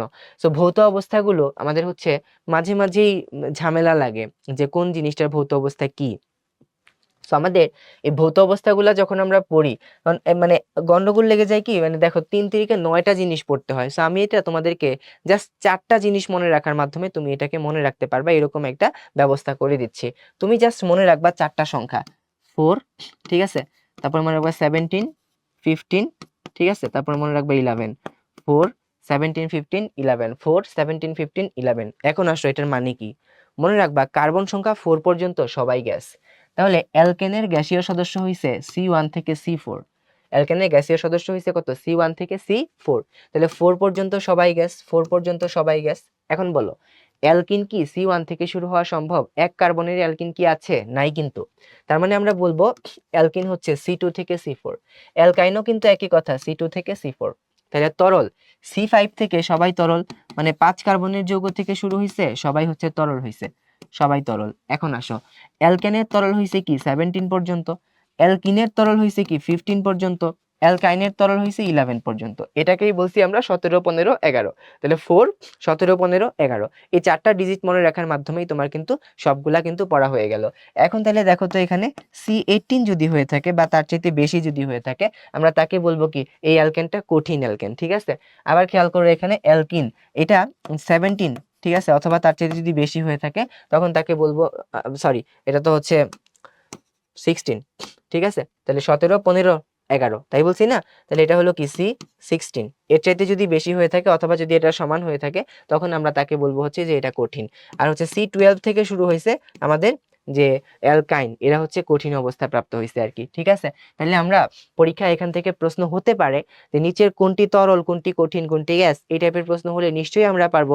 যদি আমাদেরকে এরকম করে জিজ্ঞাসা করা হয়, ধরো হেক্সেন বা হেপটেনের কথা জিজ্ঞাসা করা হইলো, যে আমাদের C7 C7H কত 16। এই যে যৌগটা আছে এই যৌগটা কি, এটা কিন্তু একটা হ্যাপটেন যৌগ। তো আমরা কিভাবে বুঝলাম যে এটা একটা হ্যাপটেন যৌগ? এটা পড়ার জন্য তা আমাদের এই অ্যালকেনের একটা সাধারণ সংকেত আমাদের পড়তে হয়। তাহলে এই যে সাধারণ যে সংকেত আছে, সাধারণ সংকেত, অ্যালকেনের যে সাধারণ সংকেত আছে এই সাধারণ সংকেতটা কেমন হবে? তো আমরা যদি একটু খেয়াল করি এই সাধারণ সংকেতটা হয়ে থাকে হচ্ছে CN, ঠিক আছে, H twice N plus 2, CN H twice N plus 2, অথবা আমরা এটাকে বলতে পারি RH, এরকম দিয়েও কিন্তু এটাকে আমরা প্রকাশ করতে পারি। এই আর, এটা একটা মূলক বোঝায় আসলে, অ্যালকাইল মূলক। অ্যালকেন থেকে একটা হাইড্রোজেন চলে গেলে যে জিনিসটা তৈরি হয় সেটাকে বলি আমরা অ্যালকাইল মূলক। ওকে, তাহলে আমরা সাধারণ সংকেত শিখলাম, ঠিক আছে, ভৌত ধর্ম শিখলাম। তাহলে যেহেতু এটা 7, হ্যাঁ, 7 কার্বনের একটা অ্যালকেন, তো 7 কার্বনের যেহেতু অ্যালকেন হইছে তার মানে এটা কি তরল হবে। ওকে, তার মানে এটা তরল হবে। সো আমরা এই জিনিসগুলোর মাধ্যমে ভৌত অবস্থাও শিখে নিলাম। এবার আসো সাধারণ বিক্রিয়া সমূহ, অ্যালকেন প্রস্তুতির সাধারণ বিক্রিয়া সমূহ, আমরা কোন কোন বিক্রিয়ার মাধ্যমে আসলে অ্যালকেন প্রস্তুত করতে পারি। সো চলো আমরা একটু দেখার চেষ্টা করি আমরা কার কার থেকে আসলে অ্যালকেনটাকে প্রস্তুত করতে পারি। সো আমরা এখানে কি প্রস্তুত করতে চাচ্ছি ভাইয়া? আমরা এখানে আসলে অ্যালকেন প্রস্তুত করতে চাচ্ছি, ঠিক আছে। তাহলে আমাদের এখানে প্রস্তুত করতে হবে হচ্ছে অ্যালকেন। তাহলে আমরা অ্যালকেনকে আসলে বিভিন্ন ভাবে প্রস্তুত করতে পারি। তো এগুলাকে আমি একসাথে করে পড়াই দিচ্ছি তোমাদেরকে। আর আমি জানি তোমরা এই জিনিসগুলা অনেকে অনেকভাবে শিখে এসছো, বইয়ের মধ্যে একটু জটিল কঠিন ভাবে লেখা আছে, বাট আমরা এই জিনিসগুলাকে সহজভাবে পড়বো। আমাদের এই পড়াগুলার উদ্দেশ্য হলো কি, নামীয় বিক্রিয়া যদি থাকে, নামীয় বিক্রিয়ার ক্ষেত্রে আমাকে পড়তে হবে এখানে কার থেকে কি উৎপন্ন হলো, অ্যালকেন যে উৎপন্ন করলাম আমরা কোন কোন বিক্রিয়ক ব্যবহার করে উৎপন্ন করতে পারলাম, এবং কোন কোন বিক্রিয়া ব্যবহার করে আমি এখানে অ্যালকেন উৎপন্ন করতে পারলাম। এই প্রশ্নগুলো আমাদের পরীক্ষায় হতে পারে। তাহলে আমাদের খেয়াল করো একটা, এই যে যৌগটা আমি এখানে লিখতেছি, ঠিক আছে, এই যৌগটার নাম হইছে আমাদের সোডিয়াম কার্বক্সিলেট, ঠিক আছে। এই সোডিয়াম কার্বক্সিলেট থেকে, আমাদের এই সোডিয়াম কার্বক্সিলেট থেকে আমরা কি করতে পারি, এই অ্যালকেন প্রস্তুত করতে পারি সোডিয়াম কার্বক্সিলেট থেকে। যখন আমি সোডিয়াম কার্বক্সিলেট থেকে এই অ্যালকেন প্রস্তুত করতে যাইবো, তখন আমার এখানে কি লাগবে, আমার এখানে তখন সোডা লাইম দেওয়া লাগবে, ঠিক আছে। ধরো এই যে সোডিয়াম হাইড্রোক্সাইড, এটাকে বলি আমরা সোডা, আর এখানে আমরা ক্যালসিয়াম অক্সাইড বলি, এটাকে বলি আমরা লাইম। তাহলে এই যে জিনিসটা, এটাকে বলতেছি আমরা সোডা লাইম, ঠিক আছে। তাহলে এই যে এখানে আমরা দেখতে পাই যে আমাদের সোডিয়াম কার্বক্সিলেট থেকে আমরা সোডা লাইমের সহায়তায় অ্যালকেন বানাইতে পারি। এই রিঅ্যাকশনটার একটা স্পেসিফিক নাম আছে, সো আমাদেরকে এই নামটাও পড়তে হবে। সো এই রিঅ্যাকশনটার নামটা হলো ডি কার্বক্সিলেশন বিক্রিয়া, ডি কার্বক্সিলেশন বিক্রিয়া। এখন পড়ার ব্যাপার হলো যে ভাইয়া, এই যে ডিকার্বক্সিলেশন বিক্রিয়া, এই ডিকার্বক্সিলেশন বিক্রিয়াতে তাহলে কি উৎপন্ন হয়, পরীক্ষায় এরকম প্রশ্ন হয়ে থাকে, ডিকার্বক্সিলেশন বিক্রিয়া তাহলে অ্যালকেন উৎপন্ন হয়। এখন আমাদের আরো একটু পড়ার ব্যাপার আছে, এই ডিকার্বক্সিলেশন বিক্রিয়ার একটা সুন্দর নাম আছে বা একটা অন্য নাম আছে, এটাও মাঝে মাঝে আমরা পরীক্ষায় প্রশ্ন হইতে দেখি। এই ডিকার্বক্সিলেশন বিক্রিয়াটাকে বলা হয়ে থাকে একটা স্টেপ ডাউন বা অবরোহী বিক্রিয়া। এই ডিকার্বক্সিলেশন বিক্রিয়াকে বলা হয় অবরোহী বা স্টেপ ডাউন বিক্রিয়া, স্টেপ ডাউন বিক্রিয়া, ঠিক আছে। কেন ভাইয়া এটা স্টেপ ডাউন বা অবরোহী বিক্রিয়া বলে? কারণ হলো এই বিক্রিয়াতে আমরা দেখি, কারণ এই বিক্রিয়াতে আমরা দেখি কার্বন সংখ্যা হচ্ছে কমে যায়, কার্বন সংখ্যা একটা একটা করে কমে যায় এখানে কার্বন সংখ্যা, ঠিক আছে। সো আমরা যদি এখানে দেখি যে আমরা যদি ধরো সোডিয়াম প্রোপানয়েটের সাথে রিঅ্যাকশন করাই ডিকার্বক্সিলেশন বিক্রিয়ায়, তখন দেখা যাবে কি আমাদের উৎপন্ন হয়েছে কোন অ্যালকেন, ইথেন উৎপন্ন হয়েছে, ওই যে কার্বন সংখ্যা এক কমে যাবে, এই জন্য এটার নাম হয়েছে ডিকার্বক্সিলেশন। অর্গানিক পড়তে গিয়ে যেখানে ডি কথাটা পাবা, এটা মানে বুঝবা যে ভাইয়া এই জিনিসটা হলো অপসারণ করা। ডিকার্বক্সিলেশন কথাটার মানে হলো কার্বক্সি গ্রুপকে তুমি আসলে অপসারণ করে দিছো, ঠিক আছে। তাহলে এই যে অবরোহী বিক্রিয়া যে আমরা বললাম, তাহলে আমরা যদি এখানে একটা উদাহরণ দেখি, আমরা যদি এখানে একটা উদাহরণ দেখি, ধরো আমি এখানে এই যে CH3 CH2 COO, ঠিক আছে, Na, এটাকে যদি আমি ডিকার্বক্সিলেশন করি তাহলে আমি এখানে কি উৎপন্ন করতে পারবো, এটাকে ডিকার্বক্সিলেশন করলাম বুঝলাম কিভাবে, এই যে সোডিয়াম হাইড্রোক্সাইড আর ক্যালসিয়াম অক্সাইড দিলাম, সোডা লাইম হলো, তাহলে আমার এখানে উৎপন্ন হবে আসলে CH3 তার সাথে উৎপন্ন হবে হচ্ছে সোডিয়াম কার্বনেট। ওকে, তাহলে আমরা বুঝতে পারলাম এখানে যে আমাদের এক কার্বন কমে গেল, এই জন্য আমরা এটাকে বলছি যে এটা একটা অবরোহী বিক্রিয়া। তাহলে আমরা ডিকার্বক্সিলেশন বিক্রিয়া সম্পর্কে কিন্তু অনেক কিছু ডিটেলসেই শিখে ফেললাম। ওকে, এবারে আসো, আমরা কিন্তু অ্যালকিন অথবা অ্যালকাইন থেকেও অ্যালকেন বানাইতে পারি, ঠিক আছে। অ্যালকিনকে আমি ডাবল বন্ড দিয়ে লিখতেছি, অ্যালকাইনকে আমি ট্রিপল বন্ড দিয়ে লিখতেছি। তাহলে অ্যালকিন এবং অ্যালকাইন থেকে যদি আমি অ্যালকেন বানাইতে চাই, সেই ক্ষেত্রে আমার কোন বিক্রিয়া করতে হবে এবং প্রভাবক কি ব্যবহার করতে হবে? আমি এখানে প্রভাবক ব্যবহার করব হচ্ছে নিকেল। তো তবে সেই ক্ষেত্রে আমাকে টেম্পারেচার ইউজ করতে হবে হচ্ছে 180 থেকে 200 ডিগ্রি সেলসিয়াস, এই পরিমাণ আমাকে টেম্পারেচার ইউজ করতে হবে। যদি আমি এখানে নিকেল বাদে ধরো প্যালাডিয়াম, প্লাটিনাম এই ধাতুগুলাকে প্রভাবক রূপে ব্যবহার করি, তখন বিক্রিয়াটা রুম টেম্পারেচারেই হওয়া কিন্তু সম্ভব। কিন্তু আমরা ট্রেডিশনাল যে বইগুলা ফলো করি সেখানে নিকেল দেওয়া আছে, এই টেম্পারেচারটা দেওয়া আছে। তাহলে ভাইয়া এই বিক্রিয়াটা কিরকম একটা বিক্রিয়া হয়? এই বিক্রিয়াটা যেহেতু দেখো দ্বিবন্ধন ভেঙে একক বন্ধন করতেছো, অ্যালকেনের মধ্যে তো সবাই একক বন্ধন, দ্বিবন্ধন ভেঙে একক বন্ধন করার যে বিক্রিয়া, সেই বিক্রিয়ার নাম কি ভাইয়া? এই বিক্রিয়াটা হলো একটা সংযোজন বিক্রিয়া। তাহলে বিক্রিয়াটা হয়েছে কি? একটা সংযোজন বিক্রিয়া। তাহলে সংযোজন বিক্রিয়ার মাধ্যমে আমরা অ্যালকিন এবং অ্যালকাইন থেকে কি বানাইতে পারি? অ্যালকেন বানাইতে পারি। ঠিক আছে, ওকে। এবারে আসো, আমরা কিন্তু অ্যালকাইল হ্যালাইড থেকেও কি বানাইতে পারবো? অ্যালকেন বানাইতে পারবো। তো যদি আমরা অ্যালকাইল হ্যালাইডের কথা নেই, এখানে ধরো আমরা এখানে নিলাম হচ্ছে অ্যালকাইল হ্যালাইড। ঠিক আছে, অ্যালকাইল হ্যালাইড থেকে যদি আমি এই তোমার অ্যালকেন বানাইতে চাই, অ্যালকাইল হ্যালাইড থেকে অ্যালকেন বানাইতে চাইলে তখন আমার এখানে বিকারক রূপে আমি কি ব্যবহার করব? তখন বিকারক রূপে আমার এখানে ব্যবহার করতে হবে বিশেষ কিছু শর্ত। আমার মাধ্যম হিসেবে ব্যবহার করতে হবে হচ্ছে শুষ্ক ইথার। ঠিক আছে, এবং আমার এখানে সোডিয়াম ব্যবহার করতে হবে, শুষ্ক ইথার এবং সোডিয়াম ব্যবহার করতে হবে। তাহলে ভাইয়া এই যে আমরা এখানে একটা স্পেসিফিক বিক্রিয়া দিচ্ছি, এই বিক্রিয়াটার নাম হচ্ছে উডস বিক্রিয়া। বিক্রিয়াটার নাম হচ্ছে উডস বিক্রিয়া। ঠিক আছে, উডস বিক্রিয়া। এখন খেয়াল করো, এখানে আমরা একটা বিক্রিয়া শিখছিলাম অবরোহী বা স্টেপ ডাউন বিক্রিয়া। একই রকম ভাবে এই যে উডস বিক্রিয়া কথাটা পড়লাম না আমরা, এই উডস বিক্রিয়াটার নাম হলো স্টেপ আপ বিক্রিয়া। স্টেপ আপ বিক্রিয়া, অথবা এটাকে আমরা বলতে পারি হচ্ছে একটা আরোহী বিক্রিয়া। স্টেপ আপ অথবা আরোহী, মানে এখানে আসলে কার্বন সংখ্যা বেড়ে যায়। স্টেপ আপ অথবা আরোহী বিক্রিয়া, এখানে আসলে কার্বন সংখ্যা বেড়ে যায়। বুঝতে পেরেছো? তাহলে আমরা উডস বিক্রিয়ার মাধ্যমে কি পাইলাম? অ্যালকেন পাইলাম। এবার আসো, আমরা কিন্তু কার্বনিল মূলক থেকেও অ্যালকেন পাইতে পারি। ঠিক আছে, এই যে কার্বনিল মূলক থেকে আমরা অ্যালকেন পাইতে পারি। তাহলে কার্বনিল মূলক থেকে যদি আমি অ্যালকেন পাইতে চাই, সেই ক্ষেত্রে আমার এখানে আসলে বিজারণ বিক্রিয়া ঘটাইতে হবে। তো বিজারণ বিক্রিয়ার মধ্যে আমি এখানে কি ঘটাবো? জিঙ্ক অ্যামালগাম ব্যবহার করব। তো জিঙ্ক অ্যামালগাম ব্যবহার করলে একটা তীব্র বিজারণ হবে। তীব্র বিজারণ হলে দেখা যাবে কি, এই যে আমার কার্বনিল মূলক, মানে যেটাকে বলছি আমি অ্যালডিহাইড অথবা কিটোন যাই থাকুক না কেন, এই বিক্রিয়াটা সম্ভব, তখন সমান কার্বনের অ্যালকেন তৈরি করবে। তার মানে আমাদের এখানে এখন আমরা যে বিক্রিয়াটা পড়তেছি, হ্যাঁ, এখন আমরা যে বিক্রিয়াটা পড়তেছি, এই বিক্রিয়াটার নাম হবে হচ্ছে একটা বিজারণ বিক্রিয়া, কিন্তু তার একটা সুন্দর নাম আছে। তার নাম হয় ক্লিমেনশন। বিজারণ। তার নাম হবে হচ্ছে ক্লিমেনশন বিজারণ বিক্রিয়া। তাহলে এই ক্লিমেনশন বিজারণ বিক্রিয়া প্রশ্ন হতে পারে পরীক্ষায়, ক্লিমেনশন বিজারণ বিক্রিয়াতে কি উৎপন্ন হয়? উত্তর হলো অ্যালকেন উৎপন্ন হয়। পরীক্ষায় প্রশ্ন হতে পারে ক্লিমেনশন বিজারণ বিক্রিয়াতে কত কার্বনের অ্যালকেন উৎপন্ন হয়? সমান কার্বনের, এখানে কার্বন সংখ্যা কমেও না বাড়েও না। ক্লিমেনশন বিজারণ বিক্রিয়ায় কে অংশগ্রহণ করে? অ্যালডিহাইড নাকি কিটোন? উভয়ই কিন্তু অংশগ্রহণ করতে পারে। সো এই জায়গায় আমাদের কিছু ইম্পর্টেন্ট ইনফরমেশন একটু লিখে রাখা প্রয়োজন, যে এই ক্লিমেনশন বিজারণ বিক্রিয়ার মধ্যে আসলে আমরা এখানে অ্যালডিহাইড এবং কিটোন দুইটার থেকেই কিন্তু কি বানাইতে পারবো? দুইটার থেকে আমরা অ্যালকেন বানাইতে পারবো। ঠিক আছে, দুইটার থেকে আমরা অ্যালকেন বানাইতে পারবো। আবার আরেকটা কথা লিখে রাখবা, সমান সংখ্যক কার্বন। ঠিক আছে, সমান সংখ্যক কার্বনের বিক্রিয়া হবে এখানে। ওকে, তাহলে এখান থেকে যদি আমাদের ছোটখাটো এরকম প্রশ্ন হয় যে আমরা যদি প্রোপানেল অথবা যদি আমরা প্রোপানন এটাকে যদি বিক্রিয়া করাই, তখন ক্লিমেনশন বিজারণ বিক্রিয়ায় কি উৎপন্ন হবে? প্রোপেন উৎপন্ন হবে সমান সংখ্যক কার্বনের। প্রোপাননের ক্ষেত্রেও প্রোপেন পাবো, প্রোপাননের ক্ষেত্রেও আমরা প্রোপেন পাবো। সো আমরা এখানে ছোট্ট একটা রিঅ্যাকশন লিখি। হ্যাঁ, ক্লিমেনশন বিজারণেরই একটা আমরা রিঅ্যাকশন লিখতেছি। ধরো আমি এখানে এই যে CH3 দিলাম, তারপরে হচ্ছে ধরো এখানে এই যে ধরো একটা প্রোপানন দিলাম।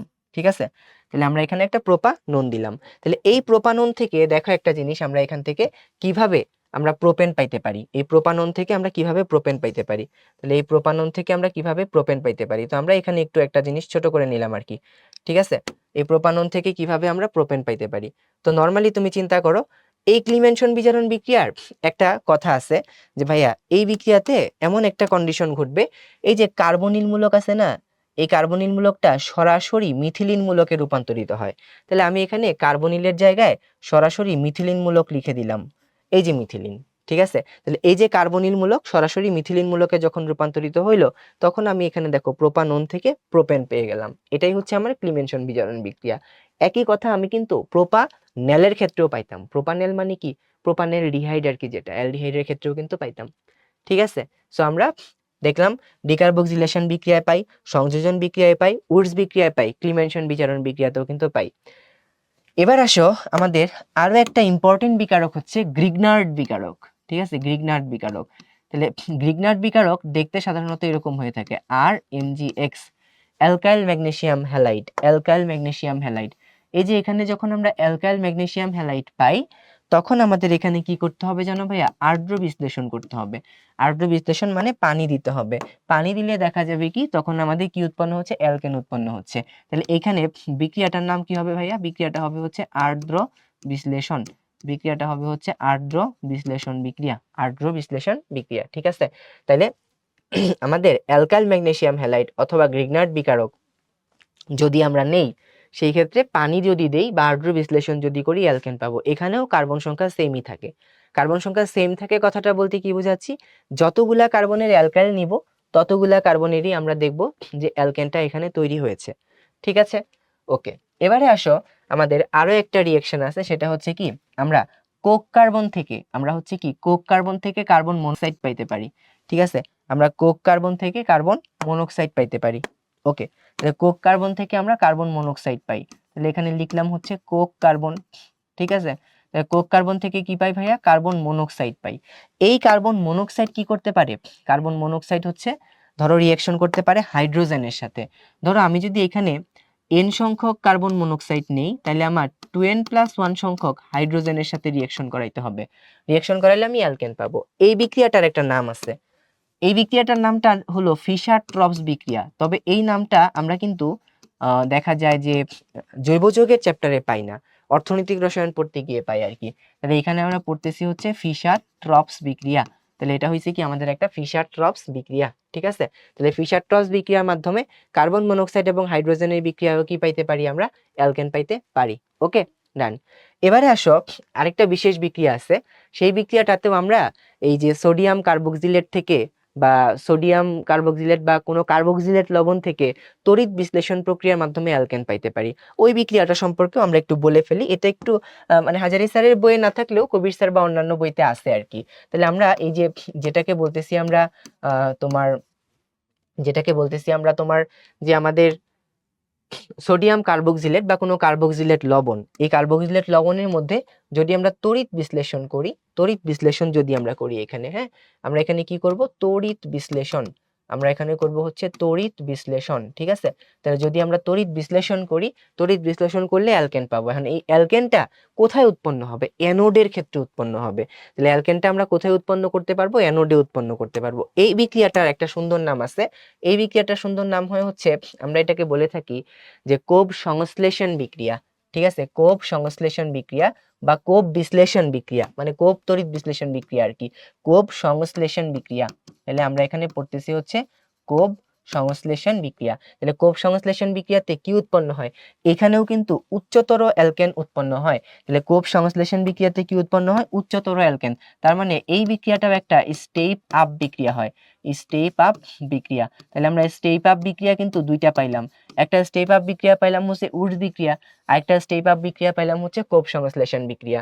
ঠিক আছে, তাহলে আমরা দেখতে পাইলাম যে এইরকম বিভিন্ন ভাবে আমি আসলে অ্যালকেনকে প্রস্তুত করতে পারি। তো তোমরা যেভাবে করে আলাদা আলাদা বিক্রিয়া দিয়ে পড়ে আসছো, ওইটার চাইতে এভাবে একসাথে করে ব্লেন্ড করার পড়াটা আমাদের জন্য সহজ হয়ে যায়। কনসাইজলি আমরা কিন্তু সবগুলো রিঅ্যাকশনের মাধ্যমে অ্যালকেন প্রস্তুতির বিক্রিয়াগুলা দেখে ফেলেছি। যাই প্রশ্ন আসুক আমরা এখন পারবো, তবে আমাদেরকে একটা বিক্রিয়ার ডিটেলসে পড়তে হবে, সেটা হচ্ছে উডস বিক্রিয়া। ঠিক আছে, তো চলো আমরা একটু দেখি উডস বিক্রিয়া কার হয়। উডস বিক্রিয়াটা হয়ে থাকে অ্যালকাইল হ্যালাইডের, তাই না? এখন আমরা যদি এখানে রিঅ্যাকশন করি, ধরো একটা অ্যালকাইল হ্যালাইডের রিঅ্যাকশন করলাম। ঠিক আছে, অ্যালকাইল হ্যালাইডের সাথে রিঅ্যাকশন আমরা করতেছি, তার সাথে রিঅ্যাকশন করতেছে সোডিয়াম। ঠিক আছে, কি দিব এখানে ভাইয়া, শুষ্ক ইথার। এখানে দিব হচ্ছে শুষ্ক ইথার। ঠিক আছে, শুষ্ক ইথার আসলে এই উডস বিক্রিয়ার একটা দ্রাবক এবং মাধ্যম রূপে কাজ করে। উডস বিক্রিয়ার মাধ্যমে এই শুষ্ক ইথার দিলাম, সোডিয়াম অ্যালকাইল হ্যালাইডের সাথে বিক্রিয়া করে এখানে অ্যালকেন তৈরি করলো, তবে এখানে দেখো আর কিন্তু ডাবল হয়ে গেছে। ডাবল হয়ে যাওয়ার মাধ্যমে এখানে আমাদের আরেকটা তৈরি করবে হচ্ছে সোডিয়াম হ্যালাইড।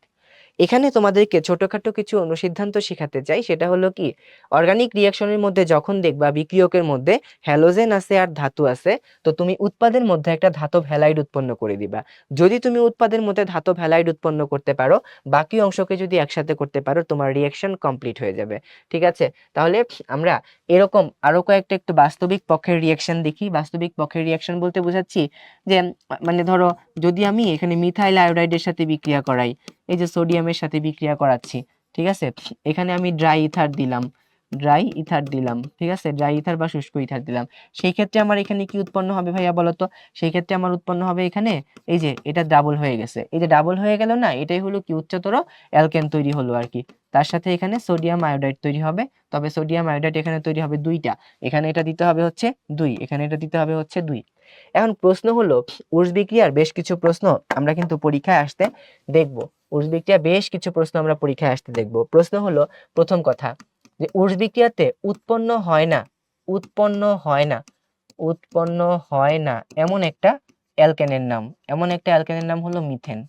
মিথেন ছাড়া বাদ বাকি যত অ্যালকেন আছে, সব অ্যালকেনকে আমরা কিন্তু উর্স বিক্রিয়ার মাধ্যমে উৎপন্ন করতে পারবো। এখন তাহলে উর্স বিক্রিয়াতে উৎপন্ন হয় কি উচ্চতর অ্যালকেন।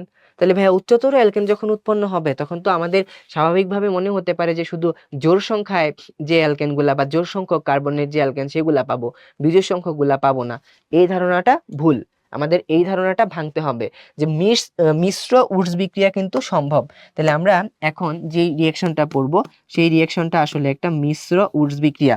তাহলে আমাদের এখনকার যে রিঅ্যাকশন, এই রিঅ্যাকশনটা হচ্ছে কি একটা মিশ্র উর্স বিক্রিয়া।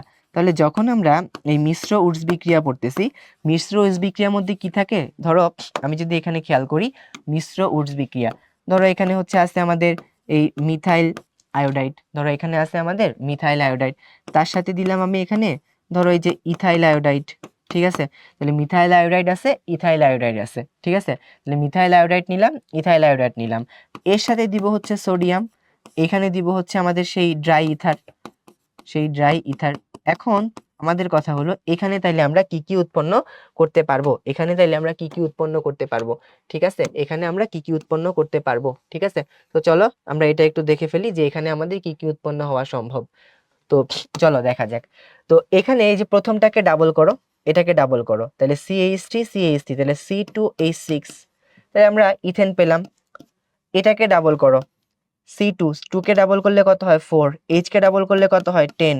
ঠিক আছে, এখন দুইটাকে মিশাই দাও, দুইটাকে মিশাই দিলে এখানে একটা কার্বন, এখানে দুইটা কার্বন, দুইটা মিলে কত হলো 3টা কার্বন, এখানে হাইড্রোজেন 3টা, এখানে হাইড্রোজেন 5টা, 3 5 কত হলো 8। তাহলে আমি এখানে কিন্তু এই যে প্রোপেন পেলাম, তাহলে প্রোপেনের মধ্যে কিন্তু কার্বন বিজোড় সংখ্যায় আছে, বিজোড় সংখ্যায় কার্বন থাকলেও আমরা কিন্তু দেখতেছি এটাকে আমরা উর্স বিক্রিয়ার মাধ্যমে উৎপন্ন করতে পারতেছি। এখন আসলে এখানটাতে আমাদের এই যে এই সোডিয়াম এবং আয়োডিন মিলে তৈরি করবে হচ্ছে এখানে আসলে সোডিয়াম আয়োডাইড। তবে এটার সংখ্যা কয়টা কয়টা নিব আমরা, তাই তো? এটার সংখ্যা কয়টা কয়টা নিব, এটাও নিব 3টা, এটাও নিব 3টা। ঠিক আছে, কিন্তু আমাদের এটা নিতে হবে হচ্ছে 6টা। ঠিক আছে, কিন্তু এটা নিতে হবে হচ্ছে 6টা, 3 3 6, আর এখানে উৎপন্ন হবে হচ্ছে এটা 6টা। ঠিক আছে, সো এই যে মিশ্র উর্স বিক্রিয়ার মাধ্যমে কিন্তু আমরা জোড় সংখ্যক বিজোড় সংখ্যক উভয় সংখ্যক কার্বনের অ্যালকেনকে কিন্তু বানাইতে পারবো। এখন আসো আরেকটা প্রশ্নে, আরেকটা প্রশ্ন হচ্ছে এরকম যে সকল অ্যালকাইল হ্যালাইড কি উর্স বিক্রিয়াতে অংশগ্রহণ করে বা করে না, এরকম কিনা। হ্যাঁ, তো আমরা সাধারণত জানি যে 3 ডিগ্রি অ্যালকাইল হ্যালাইড যারা আছে, 3 ডিগ্রি অ্যালকাইল হ্যালাইড যারা আছে, 3 ডিগ্রি অ্যালকাইল হ্যালাইড উর্স বিক্রিয়ায় অংশগ্রহণ করে না। ঠিক আছে, উর্স বিক্রিয়া ঘটায় না, 3 ডিগ্রি অ্যালকাইল হ্যালাইড উর্স বিক্রিয়া ঘটায় না। তার মানে যেহেতু 3 ডিগ্রি অ্যালকাইল হ্যালাইড উর্স বিক্রিয়া ঘটায় না, তার মানে উর্স বিক্রিয়ার মাধ্যমে কিন্তু এই 3 ডিগ্রি অ্যালকেন এটাও উৎপন্ন হবে না। তাহলে উর্স বিক্রিয়ার মাধ্যমে হচ্ছে যেটা আমাদের 3 ডিগ্রি অ্যালকেন সেটাও উৎপন্ন হবে না। সো আমরা কিন্তু উর্স বিক্রিয়ার ইন ডিটেলসে পড়লাম। সো আমি যদি একটু রিক্যাপ করে দেই তোমাদের, ইন ডিটেলস একটু লাগবে। ডিকার্বক্সিলেশন বিক্রিয়া কিরকম হয় আমরা এখানে দেখেছি, ক্লিমেনশন বিজারণ বিক্রিয়া কিরকম হয় আমরা এখানে দেখেছি, তাই না? আচ্ছা, আরেকটা পড়লাম আমরা উর্স বিক্রিয়া, এটারও ইন ডিটেলসে যতটুকু আছে ততটুকু আমরা কিন্তু দেখে নিলাম। এখন আসো আমরা অ্যালকেনের রাসায়নিক বিক্রিয়াগুলো দেখে ফেলি। অ্যালকেন সাধারণত নিষ্ক্রিয় হয়ে থাকে, অ্যালকেন সাধারণত রাসায়নিকভাবে নিষ্ক্রিয় হয়ে থাকে, খুব বেশি রিঅ্যাকশন করতে চায় না। রাসায়নিক নিষ্ক্রিয়তার কারণে এই যে মানে কম আসক্তির যৌগ হওয়ার কারণে আমরা অ্যালকেনকে নতুন একটা নামে চিনি। এই নামটাকে বলা হয় হচ্ছে প্যারাফিন। তো এটাও মাঝে মাঝে পরীক্ষার প্রশ্ন হতে পারে যে প্যারাফিন নামে পরিচিত কারা? উত্তর হবে হচ্ছে অ্যালকেন যারা আছে তারা হচ্ছে প্যারাফিন নামে পরিচিত। ঠিক আছে, এখন যেহেতু আমরা মেডিকেলের কোর্সের জন্য পড়াশোনা করতেছি, মেডিকেলের কোর্সের জন্য পড়াশোনা করলে নেমোনিক না পড়াইলে নাকি ক্লাসই হয় না। সো আমরাও ছোটখাটো একটা নেমোনিক পড়ে ফেলি। এই এত নিষ্ক্রিয়তার মাঝেও অ্যালকেন কিছু রাসায়নিক বিক্রিয়া দেখাইতে পারে। অ্যালকেন যেই রাসায়নিক বিক্রিয়াগুলা দেখাইতে পারে সেই রাসায়নিক বিক্রিয়াগুলাকে আমরা কিভাবে পড়তে পারি, তো এইটার একটা নেমোনিক এরকম আছে আর কি। ঠিক আছে, কারো ভালো না লাগলে দরকার নাই, অ্যাভয়েড করবা, জাস্ট নামগুলা পড়বা, বিক্রিয়ার নাম। আমরা পড়তে পারি হচ্ছে প্রতাপ কেন আরশে, তাইলে প্রতাপ কেন আরশে। ঠিক আছে, তো প্রতাপ চরিত্রটা তোমাদের কাছে পরিচিত, সুভার গল্পের মধ্যে পড়ে আসছো তোমরা বেশিরভাগই। সো এখান থেকে আমরা আসলে বুঝবো যে এটা দিয়ে আমরা আসলে কি কি বুঝি। কেন দিয়ে বুঝি আমরা যে এটা অ্যালকেন, মানে এটা অ্যালকেনের বিক্রিয়া। কেন দিয়ে বুঝতেছি আমরা যে এটা অ্যালকেনের বিক্রিয়া। ঠিক আছে, এন্ড যে কথাটা আছে, দিয়ে বুঝাইতেছি আমরা যে এটা প্রতিস্থাপন বিক্রিয়াতে অংশগ্রহণ করতে পারে। তাহলে এটা কোন বিক্রিয়াতে অংশগ্রহণ করতে পারে? প্রতিস্থাপন বিক্রিয়াতে অংশগ্রহণ করতে পারে। এখন আসো, অ্যালকেনের প্রতিস্থাপন বিক্রিয়া, কোন ধরনের প্রতিস্থাপন হবে অ্যালকেনের মধ্যে? একটা বিখ্যাত বিক্রিয়ায় আছে, আমরা যদি সেই বিক্রিয়াটার কথা খেয়াল করি, ধরো অ্যালকেনের যে বিখ্যাত বিক্রিয়া যেটা পড়বো আমরা সেটা হলো, ধরো এই যে এখানে মিথেনের যে বিক্রিয়া হয়, হ্যাঁ, মিথেনের যে বিক্রিয়া হয় হ্যালোজেন দিয়ে প্রতিস্থাপন হয় আর কি। ঠিক আছে, তাহলে যে মিথেন যখন আমাদের হ্যালোজেন দিয়ে বা ক্লোরিন দিয়ে যখন প্রতিস্থাপন হচ্ছে, তবে শর্ত হচ্ছে এখানে ইউভি রশ্মি থাকা লাগবে। শর্ত হচ্ছে এখানে ইউভি রশ্মি থাকা লাগবে, কারণ ইউভি রশ্মি যদি থাকে, অথবা যদি আমাদের 400°C টেম্পারেচার নিতে পারি, দুইটার যে কোনো একটা, ইউভি রশ্মি অথবা 400°C টেম্পারেচার, এই টেম্পারেচারে বা ইউভি রশ্মির উপস্থিতিতে ক্লোরিন ভেঙে ক্লোরিন মুক্তমূলক তৈরি হবে। ওই মুক্তমূলক এখানে আসলে মুক্তমূলক প্রতিস্থাপন বিক্রিয়ায় অংশগ্রহণ করবে। ঠিক আছে, তাহলে এই প্রতিস্থাপন বিক্রিয়াটা কোন মেকানিজমে হচ্ছে ভাইয়া? এই প্রতিস্থাপন বিক্রিয়াটা আসলে মুক্তমূলক ক্রিয়া কৌশলে হচ্ছে। ঠিক আছে, এই প্রতিস্থাপন বিক্রিয়াটা আসলে মুক্তমূলক ক্রিয়া কৌশলের মাধ্যমে হচ্ছে। ঠিক আছে, এটাও মোটামুটি পরীক্ষার জন্য ইম্পর্টেন্ট একটা প্রশ্ন। ওকে, তাহলে এখন খেয়াল করো কি উৎপন্ন হবে। প্রথম ধাপে উৎপন্ন হবে হচ্ছে এই যে মিথাইল ক্লোরাইড, এই বিক্রিয়াটা চেইন রিঅ্যাকশনের মতো চলতে থাকে। পরের ধাপে উৎপন্ন হবে হচ্ছে ডাইক্লোরোমিথেন। তারপরের ধাপে উৎপন্ন হবে হচ্ছে ধরো ট্রাইক্লোরোমিথেন, যেটাকে আমরা বলতে বলতে পারি ক্লোরোফর্ম। এবং সবশেষে উৎপন্ন হবে হচ্ছে কার্বন টেট্রাক্লোরাইড। এটা একটা চেইন রিঅ্যাকশনের মতো এইভাবে চলতে থাকে। ঠিক আছে, এবারে আসো আমাদের পরের যে রিঅ্যাকশন, তাপ। তাপ দিয়ে আমরা পড়ি যে অ্যালকেন আসলে তাপীয় বিক্রিয়ায় অংশগ্রহণ করে থাকে। তাপীয় বিক্রিয়া, অ্যালকেন আসলে তাপীয় বিক্রিয়াতেও অংশগ্রহণ করতে পারে। সো অ্যালকেন কি কি তাপীয় বিক্রিয়াতে অংশগ্রহণ করতে পারে? দুই ধরনের তাপীয় বিক্রিয়াতে অংশগ্রহণ করতে পারে অ্যালকেন। ঠিক আছে, তার মধ্যে এক ধরনের তাপীয় বিক্রিয়াকে আমরা বলতেছি হচ্ছে দহন বিক্রিয়া। এক ধরনের তাপীয় বিক্রিয়াকে বলতেছি আমরা দহন বিক্রিয়া। আরেক ধরনের তাপীয় বিক্রিয়াকে বলতেছি আমরা যে থার্মাল ক্র্যাকিং বা তাপীয় ভাঙন। থার্মাল ক্র্যাকিং বা তাপীয় ভাঙন। ঠিক আছে, তাপীয় ভাঙন, থার্মাল ক্র্যাকিং বা তাপীয় ভাঙন। ওকে, এটা দহন বিক্রিয়া, থার্মাল ক্র্যাকিং বা তাপীয় ভাঙন। এখন দহন বিক্রিয়া নিয়ে কিছু ইম্পর্টেন্ট কথাবার্তা আছে।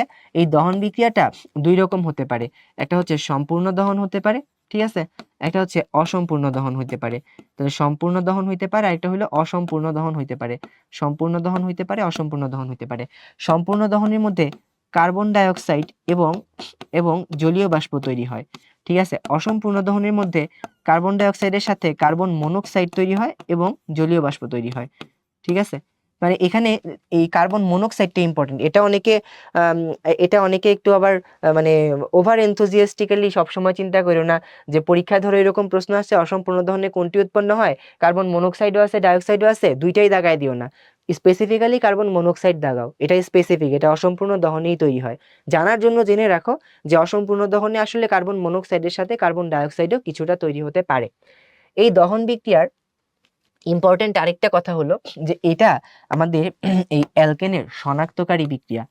ঠিক আছে, তাহলে যদি পরীক্ষায় প্রশ্ন আসে যে অ্যালকেনের শনাক্তকারী বিক্রিয়া কোনটা, যদি পরীক্ষায় প্রশ্ন আসে যে অ্যালকেনের শনাক্তকারী বিক্রিয়া কোনটা, অ্যালকেনের শনাক্তকারী বিক্রিয়া হবে এই দহন বিক্রিয়া। ঠিক আছে, এই দহন বিক্রিয়া।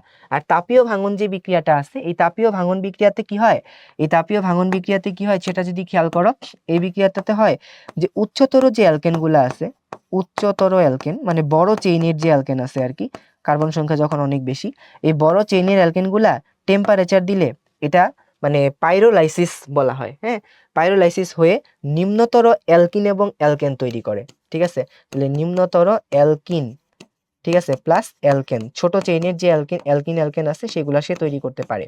ওকে, তাহলে দুইটা বিক্রিয়া গেল, প্রতিস্থাপন গেল, তাপীয় বিক্রিয়া গেল। এরপরে যে বিক্রিয়াটা পড়বো আমরা সেটা হলো এই যে আর, আর দিয়ে আমরা এখানে পড়ি হচ্ছে অ্যারোমেটিকরণ বিক্রিয়া, অ্যারোমেটিকরণ বিক্রিয়া, অ্যারোমেটিকরণ। এটা আমরা বেনজিন টলুইন পড়ার সময় ডিটেলসে পড়বো। তারপরেও একটু বলে রাখি আর কি, এই বিক্রিয়ার মাধ্যমে দেখা যায় কি অ্যালিফেটিক যৌগ থেকে আমরা অ্যারোমেটিক যৌগ তৈরি করতে পারি। যেমন এই বিক্রিয়ার মাধ্যমে আমরা ধরো এন হেক্সেন যেটা আছে, ঠিক আছে, ধরো এন হেক্সেন যেটা আছে, এই এন হেক্সেনকে অ্যারোমেটিকরণ বিক্রিয়ার মাধ্যমে আমরা বানাইতে পারি হচ্ছে বেনজিন। এই এন হেক্সেন থেকে আমরা বানাই দিতে পারি হচ্ছে বেনজিন, এন হেক্সেন থেকে বানাই দিতে পারি হচ্ছে বেনজিন। এছাড়া যদি আমরা এন হেপটেন নেই, এন হেপটেন নেই, এন হেপটেনের অ্যারোমেটিকরণে তৈরি হয় হচ্ছে টলুইন, এন হেপটেনের অ্যারোমেটিকরণে তৈরি হয় হচ্ছে টলুইন। যদি আমরা এন অক্টেন নেই, যদি আমরা এন অক্টেন নেই তখন তৈরি হয় হচ্ছে জাইলিন, ঠিক আছে, তখন তৈরি হয় হচ্ছে জাইলিন। এগুলো আমরা আবার সামনে আসবো, হ্যাঁ, যখন আমরা বেনজিন টলুইন পড়বো ওই সময় আবার আসবো। এখন আসো লাস্ট আরেকটা বিক্রিয়া সে, এই সে মানে হলো সমানুকরণ বিক্রিয়া। যেহেতু এটা তোমার চেইন সমানতা দেখায়, সো এটা সমানুকরণ বিক্রিয়া দেখাইতে পারে, ঠিক আছে, সমানুকরণ বিক্রিয়া দেখাইতে পারে। সো আমরা যদি বলি যে নিষ্ক্রিয় হলেও এই অ্যালকেন 4 রকমের বিক্রিয়া দিয়ে থাকে: প্রতিস্থাপন বিক্রিয়া, তাপীয় বিক্রিয়া, সমানুকরণ বিক্রিয়া এবং অ্যারোমেটিকরণ বিক্রিয়া। এই অ্যারোমেটিকরণ বিক্রিয়ার আবার আরেকটা নাম আছে, এই বিক্রিয়ারই আবার আরেকটা নাম হলো ভাইয়া রিফর্মিং বিক্রিয়া। অ্যারোমেটিকরণ বিক্রিয়ারই আবার আরেকটা নতুন নাম হলো রিফর্মিং বিক্রিয়া, রিফর্মিং, ঠিক আছে। অ্যারোমেটিকরণ বিক্রিয়ার আরেকটা নতুন নাম হলো রিফর্মিং বিক্রিয়া, ঠিক আছে। ওকে, ডান। তাহলে অ্যালকেনের রাসায়নিক বিক্রিয়া পড়া হয়ে গেল। এবার আসো অ্যালকেনের ব্যবহার। বলছি না যে তাহলে দেখো আমরা কি কি শিখলাম, অ্যালকেনের বৈশিষ্ট্য শিখেছি শুরুতে, হ্যাঁ, অ্যালকেন প্রস্তুত প্রণালী শিখেছি, অ্যালকেনের বিক্রিয়া শিখছি, বিক্রিয়া শিখতে গিয়ে শনাক্তকরণ পড়ে ফেলছি। ওকে, এখন আসলে লাস্ট টপিক আমাদের ব্যবহার। তো প্রোপেনকে আমরা বোতল গ্যাস রূপে ব্যবহার করি। তো প্রোপেনের মধ্যে তো কার্বন কাঠা আছে 3টা, আমি এভাবে পড়তাম, প্রোপেনে যেহেতু কার্বন আছে 3টা, প্রোপেনে যেহেতু কার্বন আছে 3টা, সো এটাকে বোতল গ্যাস রূপে ব্যবহার করব। দেখো ল, এখানে 3টা অক্ষর লাগতেছে, ঠিক আছে। এবার দেখো পেট্রোল বা গ্যাসোলিন, এটাকে আমরা ব্যবহার করি হচ্ছে, পেট্রোল কাকে বলি আমরা, পেট্রোল বলে থাকি হচ্ছে আমরা এই যে ধরো C5 থেকে C11 পর্যন্ত যেই অ্যালকেন থাকে তাদেরকে বলে থাকি হচ্ছে আমরা পেট্রোল বা গ্যাসোলিন। মোটর গাড়ির জ্বালানি রূপে ব্যবহার করি, মোটর গাড়ি লিখতে দেখো 5টা অক্ষর লাগে, মনে রাখবা 5। ওকে, আচ্ছা কেরোসিন, এটা মনে রাখতে পারো, কেরো মানে হচ্ছে অ্যারো, কেরো মানে হচ্ছে অ্যারো, তো অ্যারো মানে হচ্ছে অ্যারোপ্লেন, তাহলে কেরোসিন হচ্ছে অ্যারোপ্লেনের জ্বালানি। এটা 11 থেকে 14 হয়ে থাকে, ঠিক আছে। এখন দেখো নতুন আরো 2টা টপিক এখানে আসছে, সেটা হলো অক্টেন নাম্বার আর হলো সিটেন নাম্বার। এগুলা হলো জ্বালানির ক্ষমতা প্রকাশ করে। এখন একটা জ্বালানি কতটা ভালো, ঠিক আছে, সেটা ডিপেন্ড করে হচ্ছে অক্টেন নাম্বারের উপর। তো বলা হয়ে থাকে একটা জ্বালানির অক্টেন নাম্বার যত ভালো হয় ওই জ্বালানিটা সবচেয়ে বেশি ভালো হয়ে থাকে আর কি। সো যেমন দেখো একটু অক্টেন নাম্বার আমরা বলে থাকি হচ্ছে আমাদের যেই আইসো অক্টেন, যেই জ্বালানিটা আছে, ঠিক আছে, আইসো অক্টেন, ঠিক আছে, আইসো অক্টেন, আইসো অক্টেন যেই জ্বালানি আছে, এই আইসো অক্টেন জ্বালানির অক্টেন নাম্বার ধরা হয়েছে হচ্ছে 100। 100 ধরার কারণে এটাকে বলা হয়েছে সর্বোৎকৃষ্ট জ্বালানি, সর্বোৎকৃষ্ট জ্বালানি, ঠিক আছে, এটাকে বলা হয়েছে সর্বোৎকৃষ্ট জ্বালানি, ঠিক আছে। আচ্ছা এখন আসো আরেকটা আমাদের জ্বালানি আছে, সেটাকে বলি আমরা এনহেপ্টেন। এই এনহেপ্টেন যেটা আছে এটার অক্টেন নাম্বার ধরা হয়েছে হচ্ছে 0, এই জন্য এটাকে বলা হয়েছে নিকৃষ্টতম জ্বালানি, নিকৃষ্টতম জ্বালানি। এন্ড কেন এটা নিকৃষ্টতম জ্বালানি, এর পেছনে কারণ হলো এই এনহেপ্টেন যখন একটা ইঞ্জিনে জ্বালানি হিসেবে ব্যবহার করা হয় তখন ইঞ্জিনের মধ্যে শব্দ হয়, ঠিক আছে, খটখট খটখট আওয়াজ হয়, এই শব্দটাকে বলা হয় হচ্ছে নকিং। তাহলে এই নকিং প্রবণতা হচ্ছে অক্টেন নাম্বার যত কম হয় নকিং প্রবণতা তত বেশি হয়, আর অক্টেন নাম্বার বাড়ার সাথে সাথে নকিং প্রবণতা কমে যায়, বুঝতে পেরেছো। তাহলে এই আইসো অক্টেন যেটা আছে এর নকিং সবচেয়ে কম, আর এনহেপ্টেনের নকিং সবচেয়ে বেশি।